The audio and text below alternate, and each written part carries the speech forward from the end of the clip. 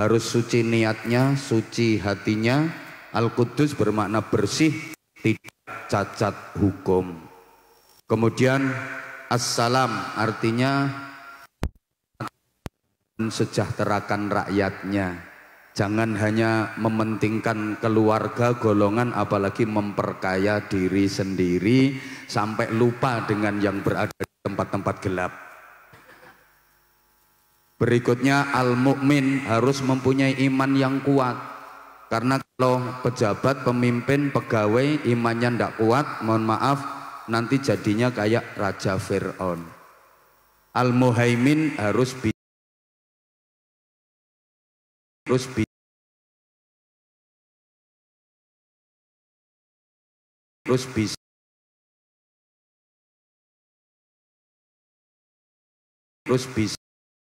jadi pejabat itu harus manusia.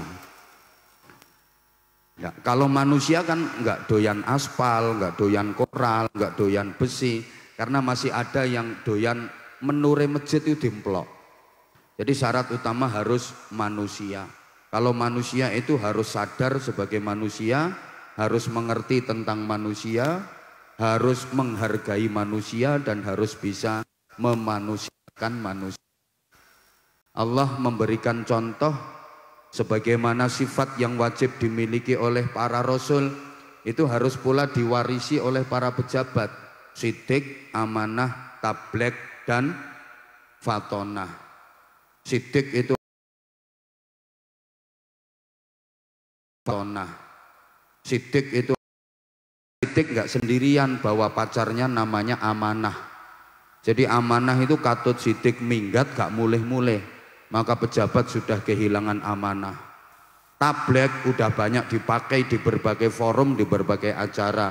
Tabligh akbar, sehingga pejabat udah nggak kebagian tabligh. Tinggal satu, fatonah, pergi ke luar negeri jadi TKW gak balik-balik.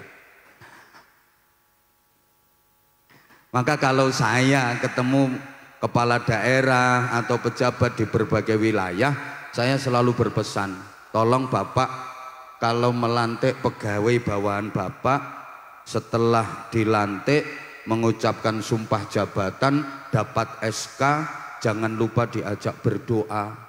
Mohon pertolongan dan bimbingan kepada Allah agar menjadi pegawai yang baik. Doanya seperti apa, Bah? Saya kasih tahu doanya. Setelah dilantik mengucapkan sumpah jabatan, dapat SK, ajak untuk sama-sama berdoa. Nawaitu shauma ghadin. Loh, itu kan niatnya puasa. Lah iya, siap jadi pejabat, pegawai negara, abdi negara, harus siap punya filosofi puasa. Artinya apa? Lah namanya orang puasa, pengen apa-apa ya harus ditahan dulu. Pengen makanan yang nikmat, lezat, pengen minuman yang seger, tahan dulu. Apa enggak boleh makan sate? Apa enggak boleh makan soto? Boleh, tapi nanti tunggu setelah maghrib. Apa enggak boleh minum yang seger-seger, es degan, es buah? Boleh, tapi nanti setelah maghrib. Apa enggak boleh pejabat, pegawai, ASN dapat gaji besar, tunjangan gede, fasilitas mobil dinas, rumah dinas? Boleh, tapi tunggu nanti kalau perekonomian rakyatnya sudah terangkat, kalau rakyatnya sudah sejahtera setelah maghrib. Mesti sing keplok sing kere, mesti ngono.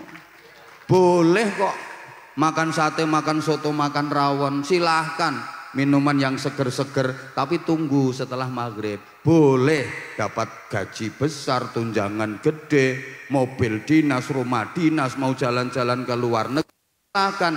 Tapi tunggu kalau rakyat sudah sejahtera, kalau perekonomian sudah terangkat. Jangan sampai rakyat perekonomian masih kembang kempis, rakyat nafasnya masih Senin Kemis, pejabatnya klimis-klimis.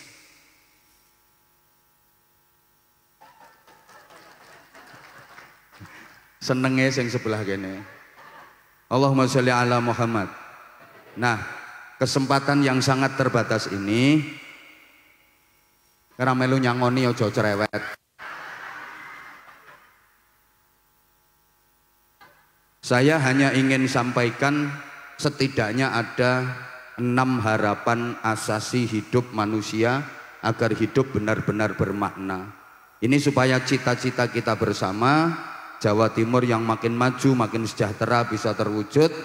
Ini kita harus bisa menggapai setidaknya 6 harapan asasi ini.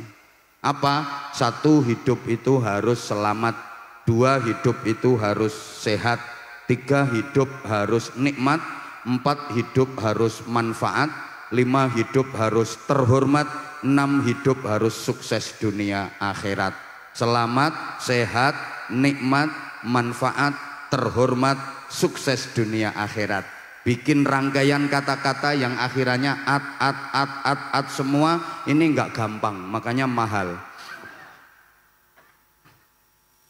Lah nek pengen murah yo PJ Bupatimu dhewe kon ceramah. Itu loh. Nah ini wilayah saya, mohon izin, saya seneng.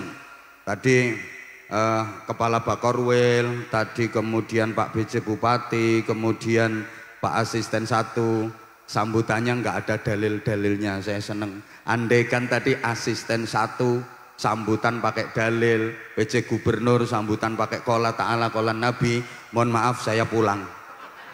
Ya karena itu wilayah saya di Serobot. Kita punya wilayah teritorial masing-masing, jadi nggak usah ganggu wilayah saya. Sebagaimana saya juga nggak akan ganggu wilayah panjenengan.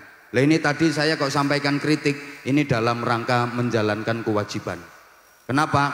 Karena kalau ada pejabat zalim yang punya dosa besar adalah ulamanya. Masa ulama nggak berani ngingetin pejabat? Masa ulama nggak berani negur pejabat? Masa ulama nggak bisa bimbing pejabat? Jadi kalau ada pejabat zalim, pejabat korupsi, maka yang dosa ulamanya.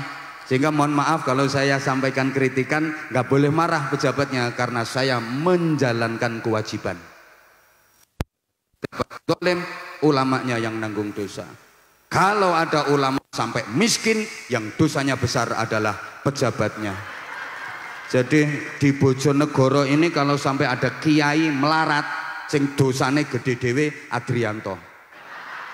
Lah iya, berarti kan PJ Bupati nggak memperhatikan kesejahteraan ulama. Kok sampai ada ulama miskin? Misalnya PJ Bupati bantah, lah habis ulamanya nggak mau kerja, makanya miskin. Lah kalau ulama kerja petentengan, terus yang ngajar ngaji siapa? Yang bimbing moral masyarakat siapa? Yang bina akhlakul karimah umat siapa? Itu makanya mikir, camat aja dapat mobil dinas, Kepala Bakorwil dapat mobil dinas, Dandim dapat mobil dinas. Kerjaannya Dandim apa? Cuman kamu sana, kamu sana, kamu sana. Gitu aja dapat mobil dinas. Coba jasamu apa? Coba berdiri. Enggak ada jasanya, dapat mobil dinas, dapat rumah dinas. Pengasuh pesantren ini loh, teklek dinas ini loh ndak. Sepeda ontel dinas saja ndak. Enggak terima Dandim tak mutasi besok. Jadi ini perlu dipertimbangkan Mbak Adrianto. Jasanya di masyarakat jauh lebih besar kiai daripada sekedar Kapolres Dandim. Apalagi Kajari, penggaweane mek nutuk palu tok tok. Enggak terima minggat. Gitu. Lah kalau sekarang masyarakat nggak dibimbing moralnya, nggak dibina akhlaknya, masyarakat Bojonegoro misalnya nakal semua, jahat semua, bertindak kriminal semua, demo semua, yang susah siapa? PJ Bupati mikir. Coba misalnya saya nakal, kiai se-Bojonegoro tak provokasi semua, tak ajak mogok, tak ajak demo, nyonyor Bupati ini. Misalnya. Maka ini perlu dipertimbangkan, roda pemerintahan jadi lancar, memimpin jadi nyaman karena masyarakatnya damai, masyarakatnya tenang. Yang bimbing siapa?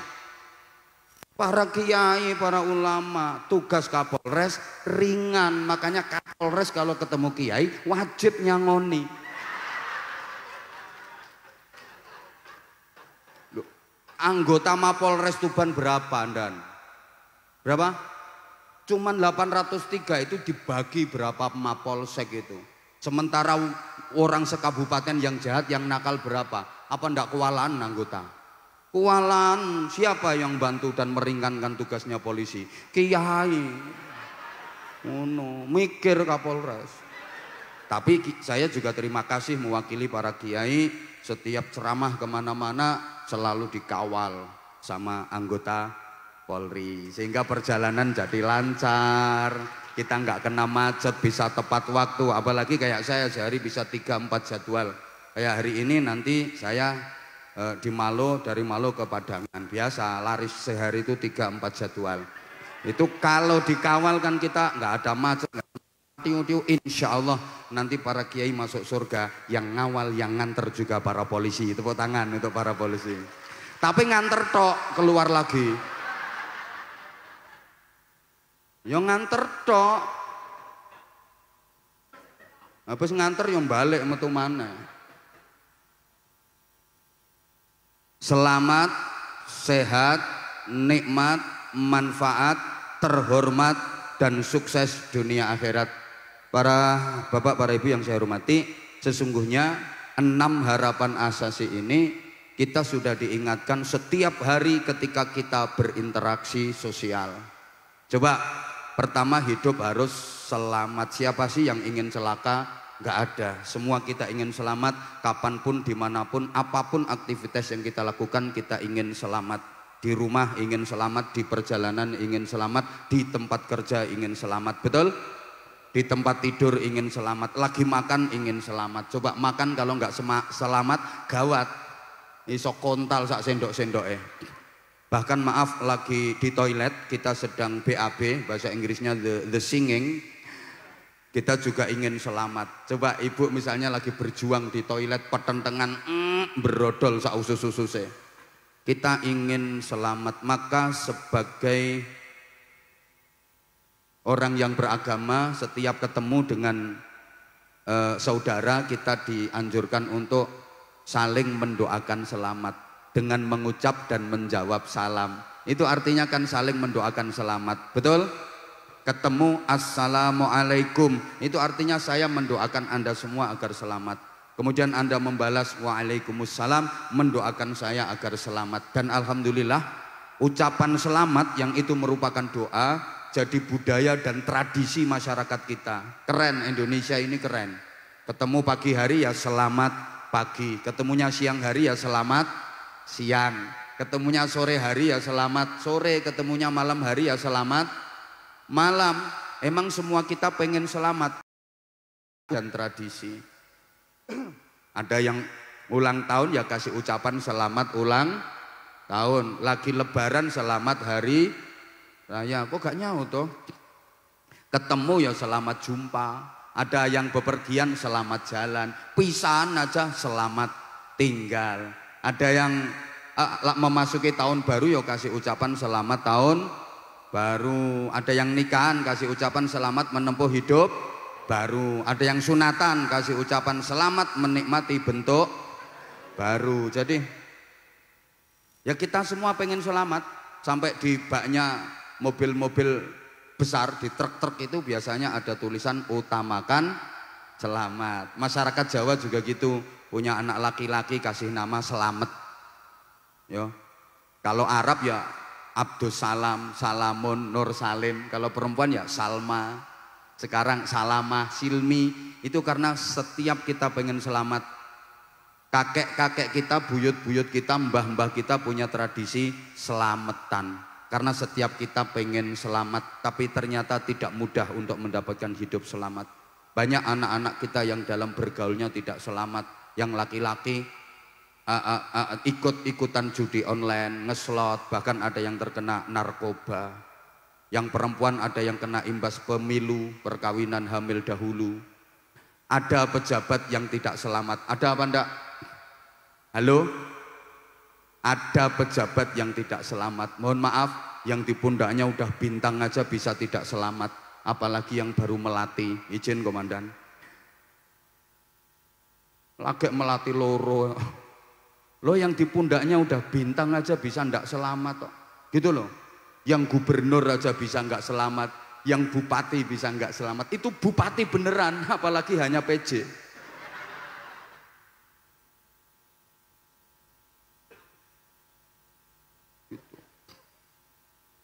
Ada ustadz yang tidak selamat. Loh, jangan dikira kalau ustadz mesti selamat. Ada ustadz yang tidak selamat. Ada enggak kira-kira? Ada. Malah urusannya dia kerjanya di kantor Kementerian Agama. Loh, dikira kalau ustadz mesti baik, nggak punya jeleknya. Coba ngomong banyak. Yo ada ngono ae. Cuma sampean ndak ngerti kejelekan saya, makanya sampean mau dengerin kata-kata saya. Misalnya sampean tahu jeleknya saya, yakin sampean nggak mau dengerin omongan saya. Makanya saya berani ngomong di hadapan Anda karena Anda nggak tahu kejelekan saya. Yang paling tahu kejelekan saya ya istri saya. Makanya saya biasa ceramah di hadapan ribuan orang, tapi suruh ceramah di hadapan istri saya nggak berani. Misalnya dia lagi ngambek, kata-kata, duduk kamu, plek, duduk, langsung tak ceramahi. Assalamualaikum. Saya salam belum selesai, prek, tinggal nyingkrih. Ya. Selamat ini penting, maka maaf, perilaku kita harus menyelamatkan. Sebagai pegawai, kebijakan-kebijakan yang diambil harus kebijakan yang menyelamatkan. Jangan sampai punya jurus aji mumpung aku masih jadi PJ di Bupati Bojonegoro. Ini wilayah dengan APBD yang sangat tinggi. Wih, ini harus tak manfaatkan sebaik-baiknya. Awas tak gasak ambil aku. Loh iya, maaf sekali. Ucapan kita juga harus ucapan yang menyelamatkan. Salamatul insan fi hifdzil lisan. Selamat tidaknya manusia ditentukan bagaimana dia menjaga lesannya. Maaf ibu bapak, sampean gak usah nyawang sing nyuguhi ngombe, gak kira dikei sampean. Beda level. Wis to, bagianmu yo iku sing wis mbok cekel kuwi. Sampean gak usah ngelihat ini. Ini untuk mereka yang di panggung. Levelnya lebih tinggi.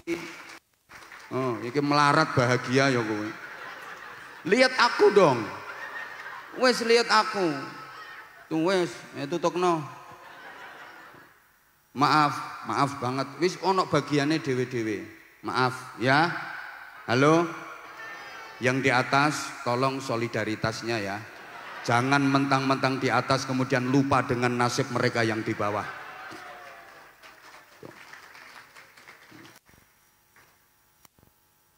Tenang, ini hanya perlakuan di dunia.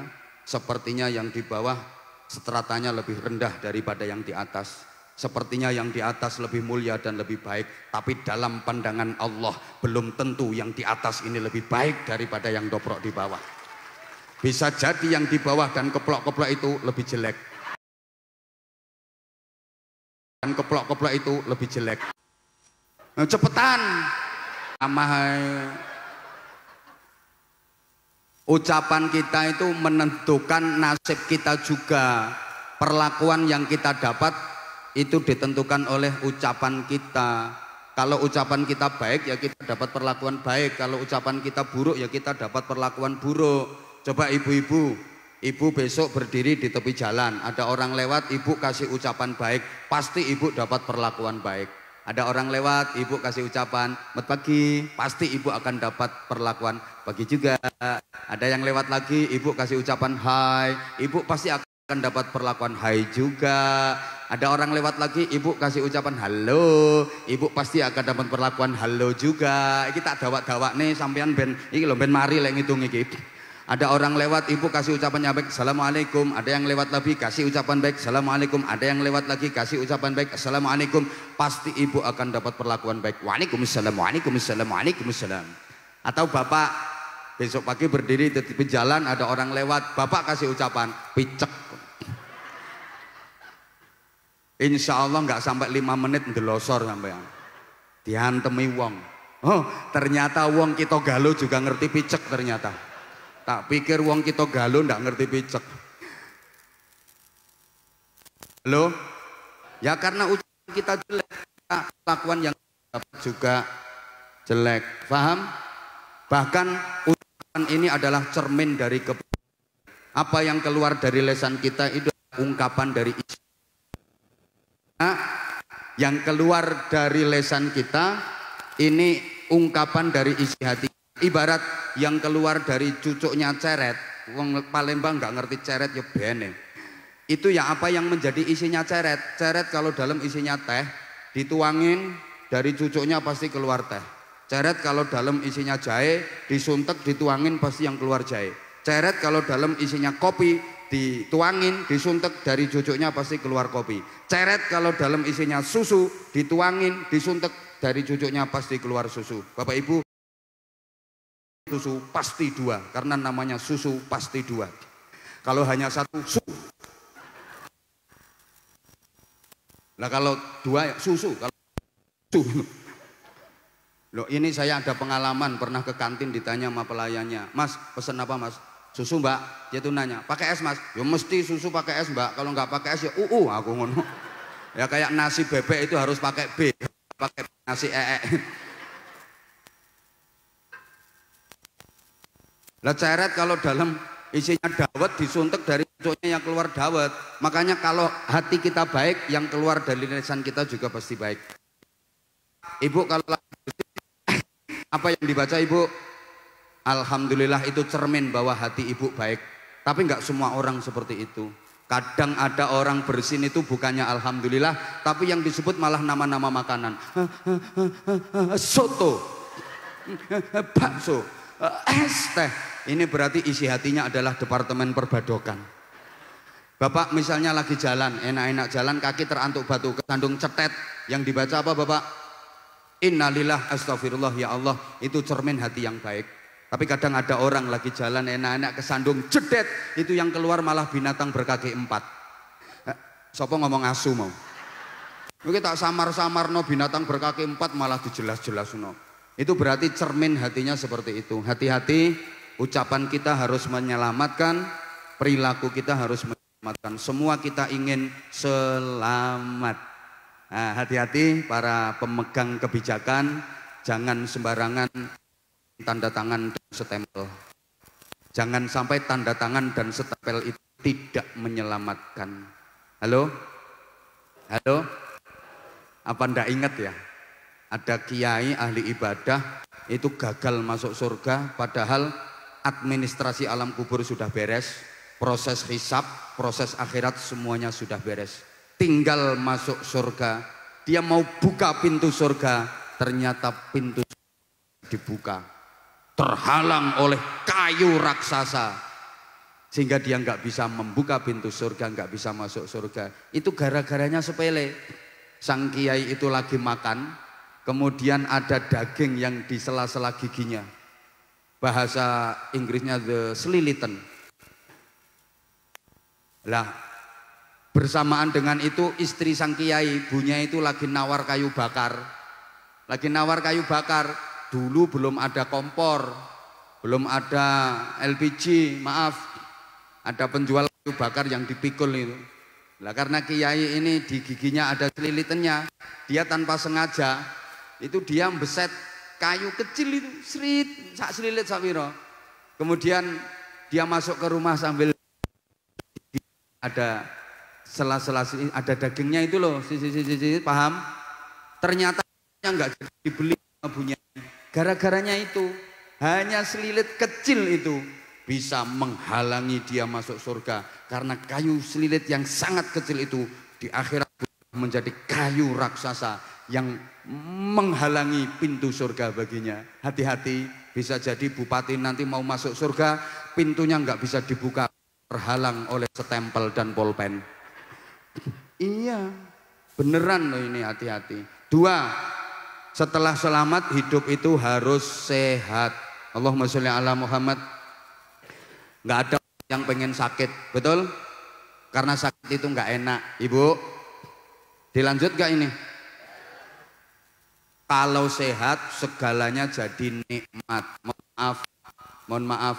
Orang itu kalau sehat, opo ae nikmat. Nggak usah tidur di hotel bintang 5, tidur di spring bed. Kalau badan sehat, neng galengan sawah lo iso keturun.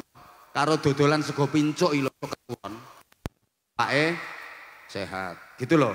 Maaf, penting Bapak, sampean punya istri cantik tapi sakit-sakitan. Kayak apa Pak? Keloni nang kumat mengine. Ngik, adek turune ngorok pisan. Ibu, sampean punya suami ganteng kayak PJ Bupati. Tapi anyang-anyangen.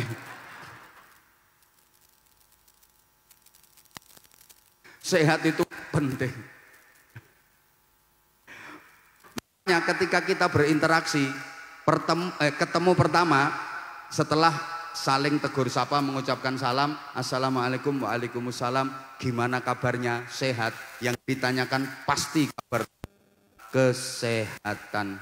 Betul? Piye kabare, sehat, mesti ngono. Saya belum pernah dengar ada orang ketemu, assalamualaikum, waalaikumsalam, gimana kabarnya? Sampean gering, ndak ada. Pasti yang ditanyakan adalah kabar tentang kesehatan. Demikian pula yang ditanya, jawabnya alhamdulillah sehat. Walaupun dia lagi sakit, Mbak, gimana kabarnya? Sehat. Alhamdulillah sehat. Padahal raine templean koyok 4 likur. Jawabnya tetap sehat, karena setiap kita pengen sehat. Nggak ada orang ditanya kok, assalamualaikum, waalaikumsalam, gimana enggak Mbak kabarnya? Sehat. Sehat apa nih? Bar mencret ping 7, nggak ada. Walaupun habis mencret 7 kali, jawabnya tetap sehat, karena setiap kita pengen sehat. Jamaah sekalian, sehat itu meliputi 5 hal: fisik, psikis, sosial, kultural, and spiritual. Understand? Nggak ngerti ya wis, pokoknya jawab oh yes. Saya ulang, pokok kalau saya bilang understand, Anda semua terutama ibu-ibu harus kenceng jawabnya yes. Oke? Sehat itu meliputi 5 hal: fisik, psikis, sosial, kultural, and spiritual. Understand? Nah, kenapa kalau saya understand ibu-ibu harus yes? Kan understand itu bahasa Inggris, terdiri dari 2 kata, under dan stand. Masing-masing punya arti. Under artinya di bawah, stand artinya berdiri. Jadi kalau yang di bawah sudah berdiri, ibu-ibu harus yes. Maksudnya sing mbok guyu sing ndi? Loh, maksudnya kalau rakyat yang di bawah sudah berdiri menyampaikan aspirasi, pemimpin yang di atas harus yes. Ngono lho, Ti Bupati. Ngono, pikirane iki aja ngeres. Ya angel lho golek kiai model ngene iki angel, mangkane larang. Ya nek pengen rondok murah ya iki Basnas maju genteni aku. Ngono lho. Larang murah itu tergantung kualitas. Allahumma sholli ala Muhammad.